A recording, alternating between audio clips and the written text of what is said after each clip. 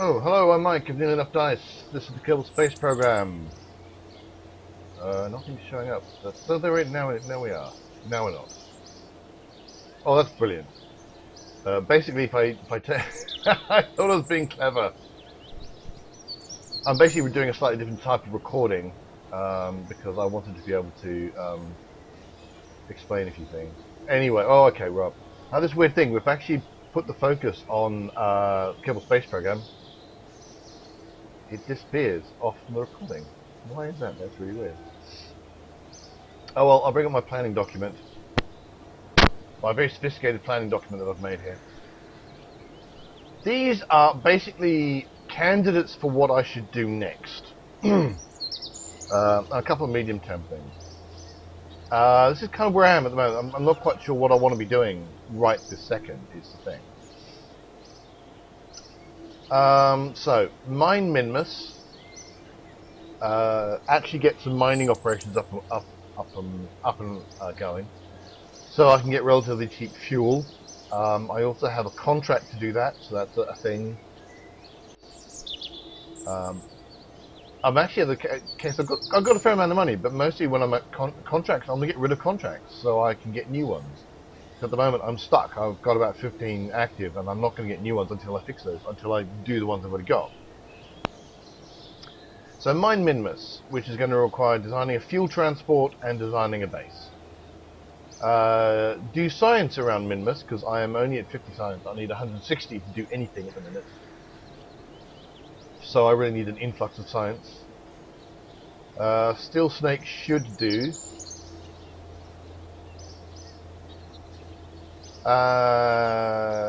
Taxi Moon and Base Moon. I have 4 Kerbals who want to go and land on the moon as tourists. Conveniently, I also have a contract which is get something that could hold 5 Kerbals onto the moon. So if I just take a standard, pretty much the thing I took before, but basically a hitchhiker container and a command module, and I land that on the moon, that'll fulfill both of those. I also have a contract for a station around Minmus. I could just take the Aluminium Rhinoceros, I believe it was, and get that contract. I want to scan the moon and mine the moon. A, I've got a contract. B, doing stuff around the moon would be really handy if I have fuel that is right there. These are slightly longer term. This is the dual probe and the Duna mission. They're both coming up before the next thing I do with the Moho Explorer. I have a while for that. I'm basically going to do, probably will use something similar to the Moho Explorer to make a simple dual probe, to just get something to dual. But I actually want to send a manned mission to a Kerbal mission. I want to send a Kerbal mission to Duna. And that leads me on to this one, which is the teaching trip. This is something I saw in Reddit, and someone set up this thing where basically if a Kerbal goes to the moon, lands on the moon and plants a flag, goes to Minmus and plants a flag, and then leaves the Kerbin sphere of influence and then comes back, then they then should become level 3. Which is something I want, because pilots who are level 3 can follow maneuver nodes, which is the thing I would really quite like to be able to do. Engineers who are level 3 can fix everything that's possible to fix, and they can also get more resources out of the ground from mining. And scientists who are level 3 get more science out of I can't remember if I think they process science faster in the processing lab. And they may also be able to extract more science out of more data out of experiments. So I probably want to move that up. You can't click and drag in that time. I probably want it around here-ish. Because if I've got something that I can take my tourists to the moon, I'll almost certainly be able to take that same craft to Minmus, and probably outside of the sphere influence. I might need to put a bit of extra oomph into it.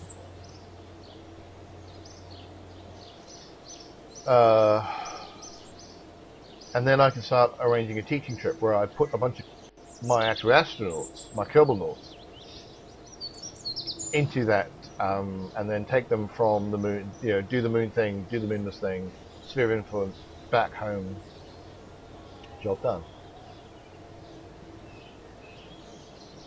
So I think, this has a bunch of advantages. Gets me a couple of contracts right away,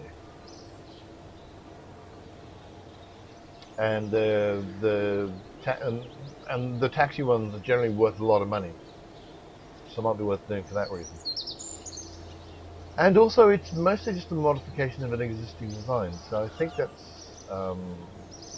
I did not mean to do that.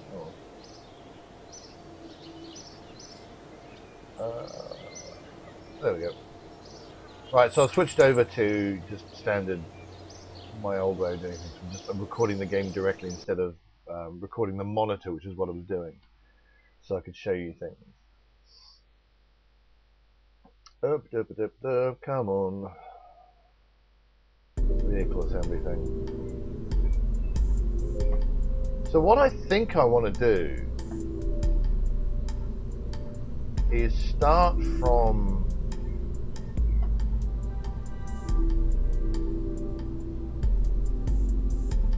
the Aluminium Rhinoceros, which is this rather silly thing. I can get rid of those. Those were purely to get a couple of testing contracts.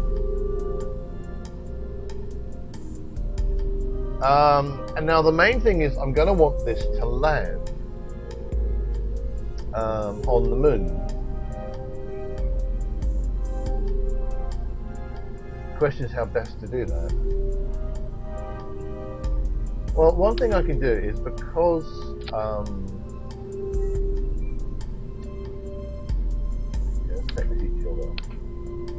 because the contract only asks for 4 Kerbals and the orbit is only for 5. It has an antenna, docking port, and can generate power. Okay. You have this antenna, docking port, can generate power.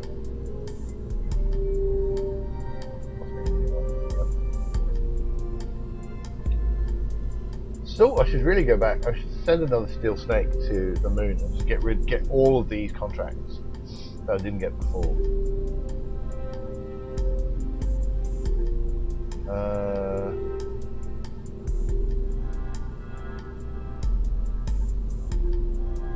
Yeah, so here we go. These 4 tourists want to go land on the moon.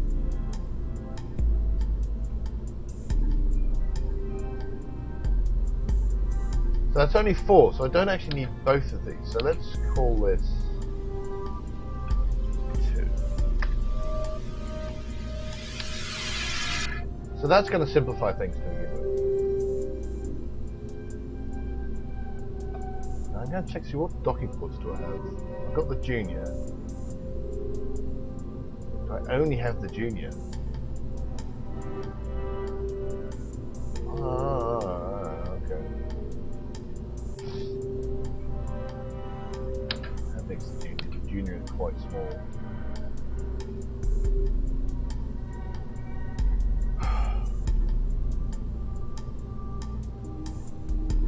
Because I had a couple of thoughts on this, you see.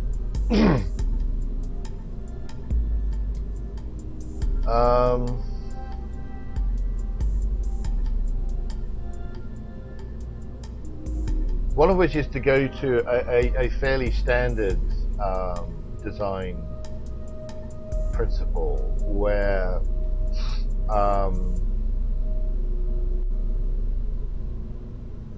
what you do is you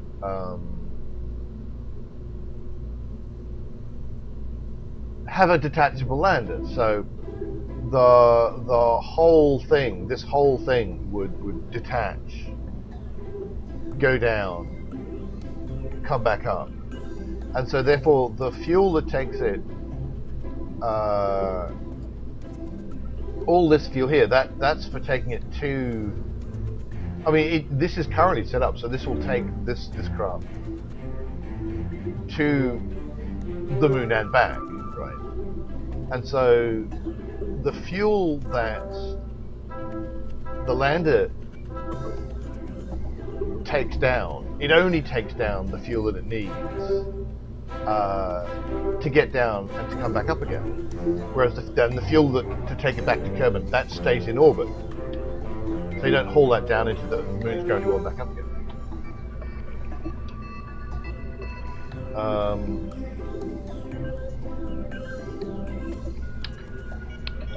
So if you're going to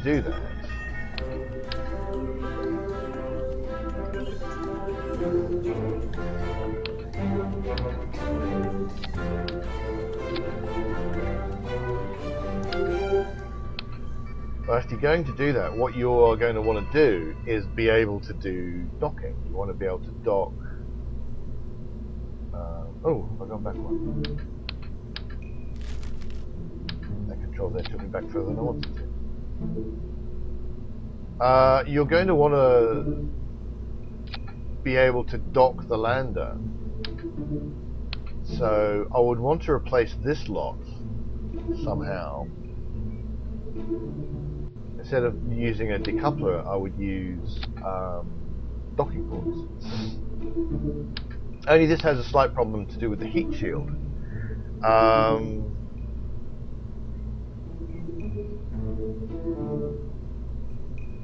In that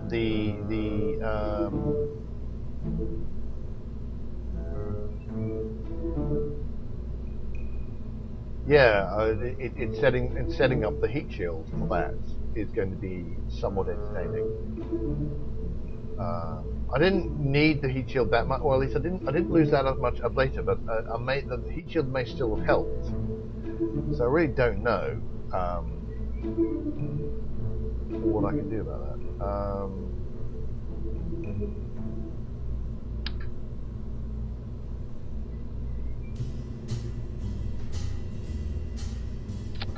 I'm also moving those back so that they're maybe not, when it all goes wrong, they're maybe not necessarily actually in the line of fire. And by fire, I mean literally fire.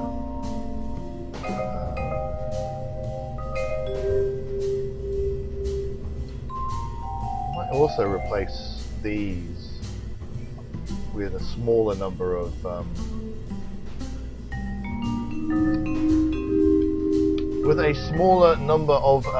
better panels. 200 per minute as compared to 1.6 a second,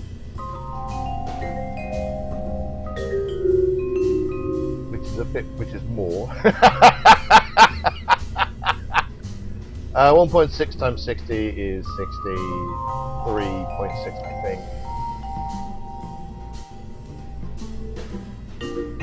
Per minute. So basically I can replace this 8 with 2 of these panels.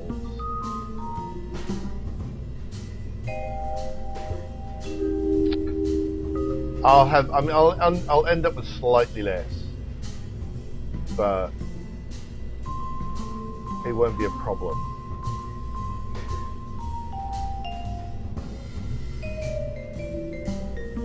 I don't think. I don't remember running out of power being an issue. I can replace those.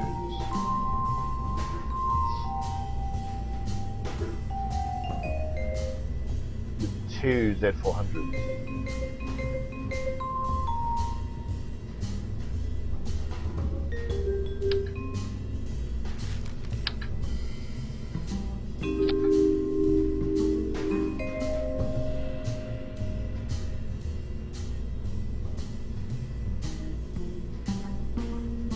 Or just go straight for a Z1K.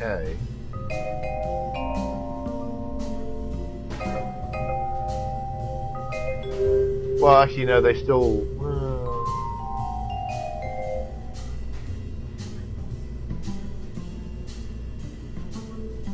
Mostly to be more aerodynamic and less likely to explode, but I also don't care if it explodes when it comes into the final landing.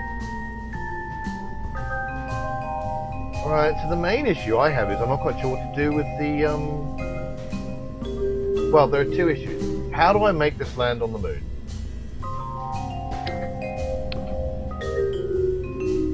How do I detach this from this and still have a heat shield?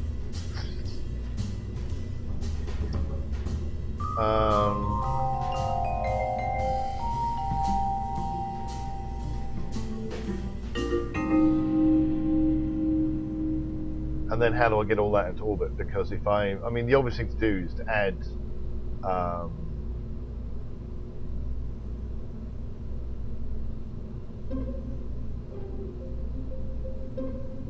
side boosters or side, add rockets to the side.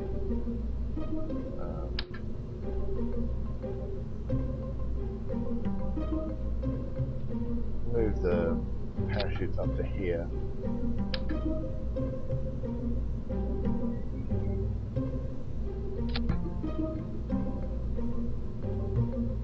It's going to give me some more room. This seems more sensible as well. That seems to be more sensible place to put the parachute. Yeah, so some kind of side booster style deal, which will be enough to get this from moon orbit. So we're going to start with moon, and we're going to start not from takeoff from orbit. We're going to add moon, land and take off, and then moon, orbit. Right, that is allegedly 1,260 of your delta V's.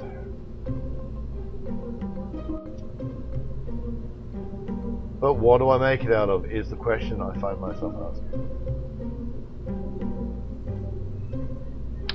That's not what I want.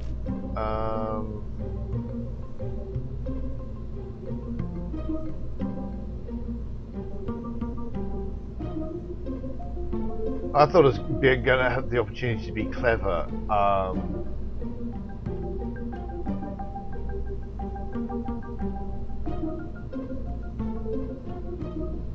And use some of the 2.5 meter. Oh no, I don't want that Mark II stuff. Oh no. Let's forget that nonsense. I finally got the T800s. That's kind of sweet. Right, so let's have fourfold symmetry. That way I can put engines on the bottom.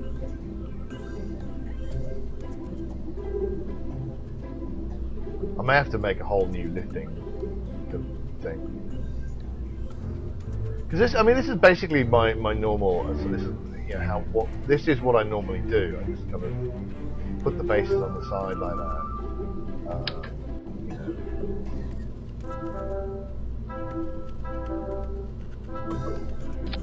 Whoop. Nose cones, because this is all going to be going up through the atmosphere. Although I might be not have to do it that way. Designs, engines, 909s. Giving me officially sod all Delta V.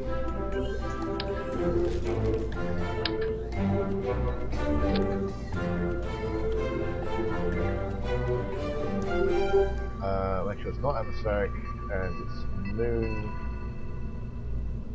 Maybe the 909s were better.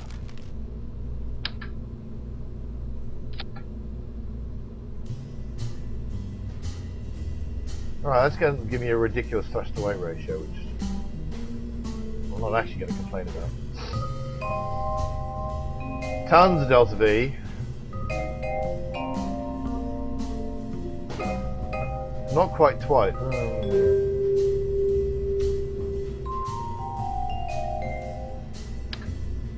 Take that off.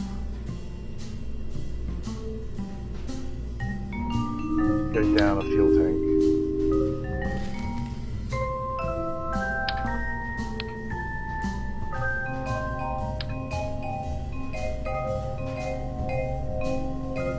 That did not do what I wanted it to do.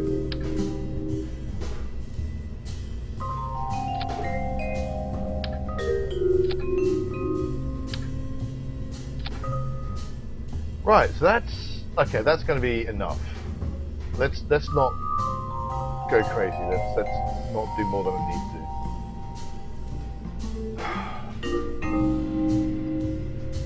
That still leaves me with a bit of the issue of how to attach this thing. Oh well, actually, might want to put some landing legs on at some point. Let's not put that little tiny landing legs on. I think that might cause upset. Oh, the big beefy leg. There we go. I don't really have the big beefy landing leg, but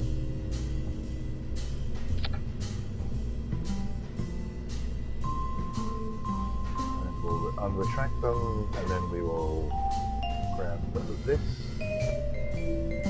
Because you look at that, look at all that ground clearance. You just don't need that much ground clearance, and that having that much ground clearance with my centre of mass being all the way up there. Makes it less likely to be stable. So I can move the legs all the way up there, and I'll be able to cope with much more slope than I would otherwise.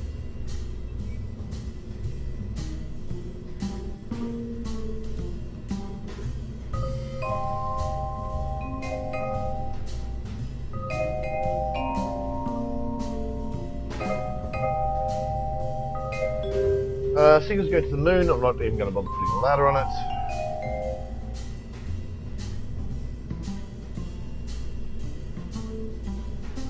Oh, now how to attach is the question.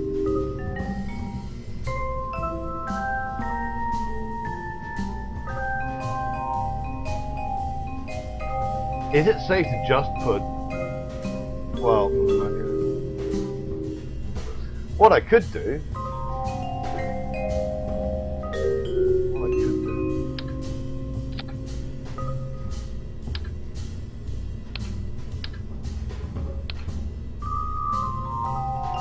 That doesn't work. That is stupid and does not work.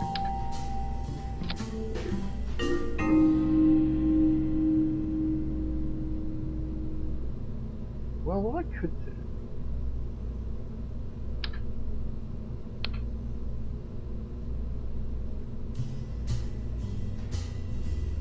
is make the attachment point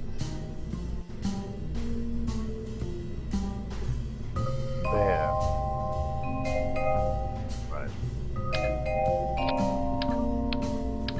Oh, what am I doing?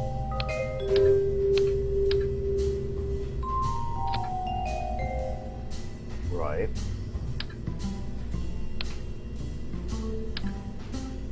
I don't need that no more. Don't need that no more. It's coming up with an arrangement of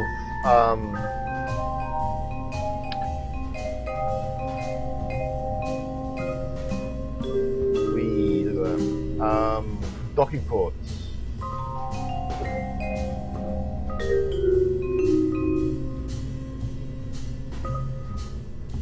I don't have to be. I don't think I have to be particularly clever about it. What I'm going to do while I'm here, though, I'm going to make a sub-assembly. We'll call this sub-assembly landers. See if there's an obvious lander icon to use.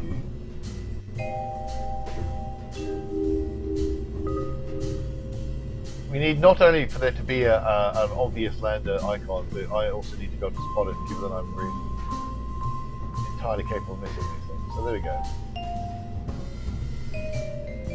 And we're going to drag this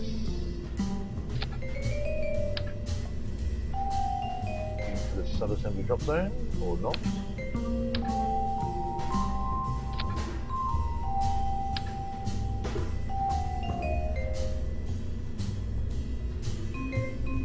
Selected part is not attachable. Possibly because it's actually got a command pod on top of it. So...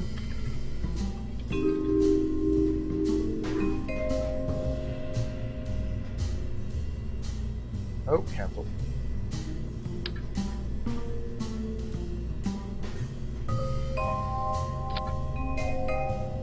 Save the one.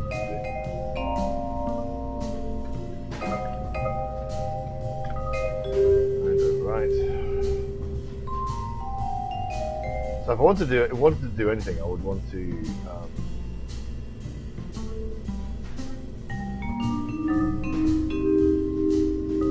I'd want to save this as a lifting body, but I think I'll leave that for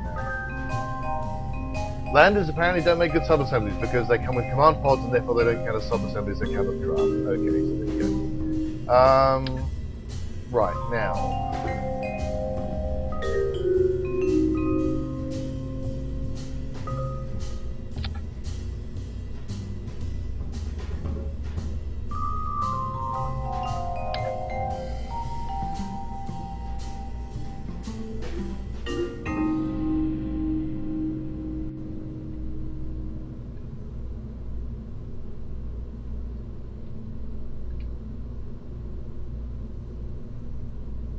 Which I'm not too sure about. Oh, that's interesting. I'll do what I want.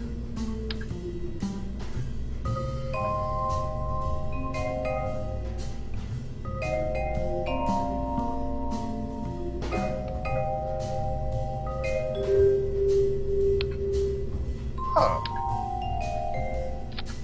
There we go.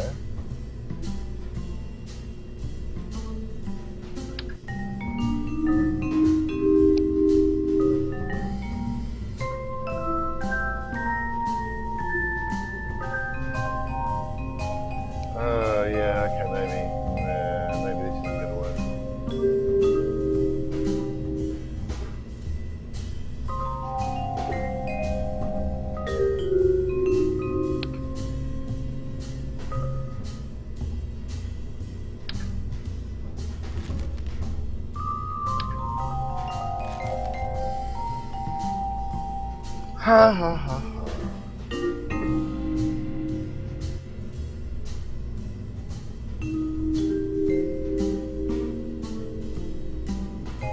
It turns out this stuff is hard. I'm going to have to think about this. This has been a half-hour episode as it is, with me just kind of not working out how to do things. I think I've made a nice lander. I like the Rhinoceros 2 lander, but it's making the whole thing...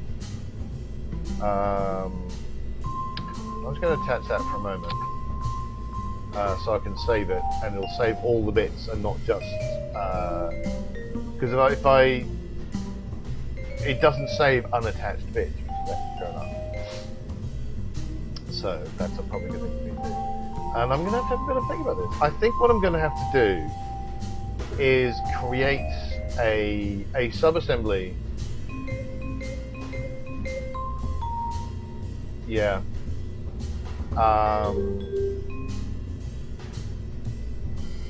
If we go to,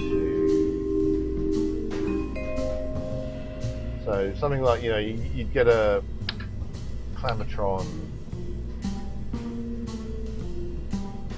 go to structural, and then maybe not that there, girder segments around it. And then more clamp-trons. So yeah, well, okay, not like that.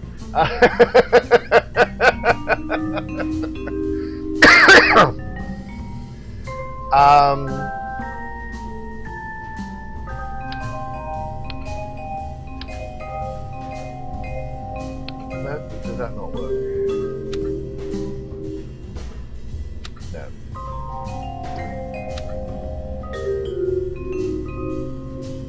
And because that was a similar thing I did previously, where I would have a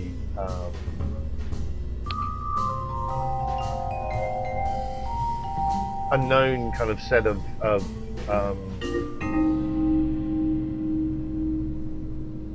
oh no, wait! I think I can do this. I just have to do it in a slightly different order. Should have chucked away the clampetron. I want the clampetrons.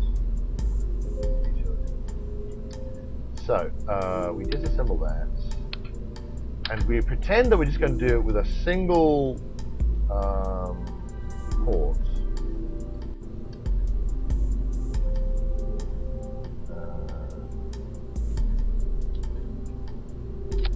Right, and same down here.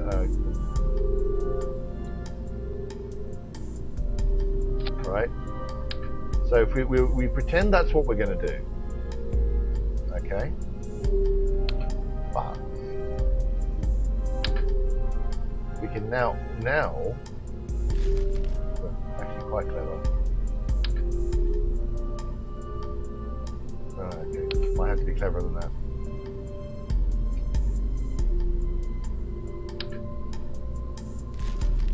Grab what comes on. Now.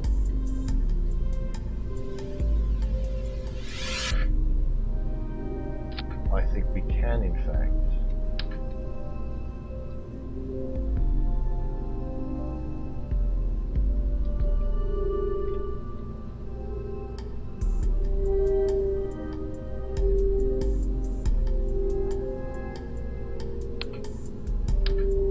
I don't like the way that it says that it's going to be doing what I want it to do, and then suddenly it decides, oh, there we go.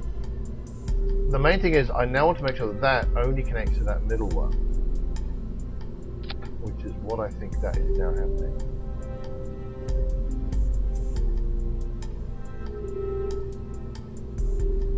All right.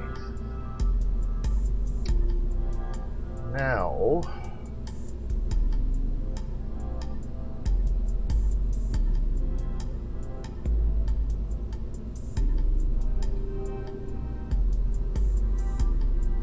so theoretically, this is the thing we have to check.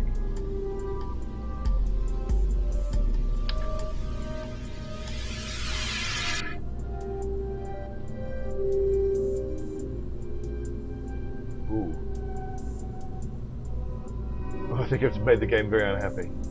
Right. Yeah, so I can now detach and redetach just from there. So that's going to be the actual connection. Those ones should connect on their own separately. That should be fine, I think. Maybe. They may even just they may just count as clipping. I don't know what that may or may not work. But regardless, because I'm going to be docking this, I'm going to be wanting RCS, and therefore going to be wanting center of mass, and therefore I'm going to be wanting to add RCS things, which is the first time I've added RCS things actually in this particular go around. It's quite interesting.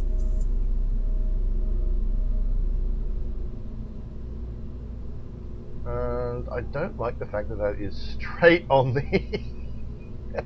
I don't like that. Ah, I don't like that. Don't like it being there.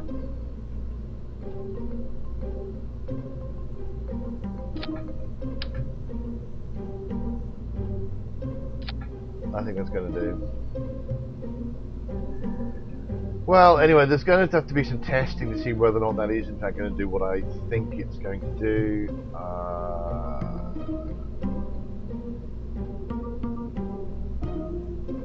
Anyway, yeah. Well, I'm going to have to launch it and see what happens. So thanks so much for watching. Hit like and subscribe if you're enjoying these videos. Find Nearly Enough Dice at nearlyenoughdice.com, and we're also on Facebook. And until next time, reach the stars in a ship that hopefully will.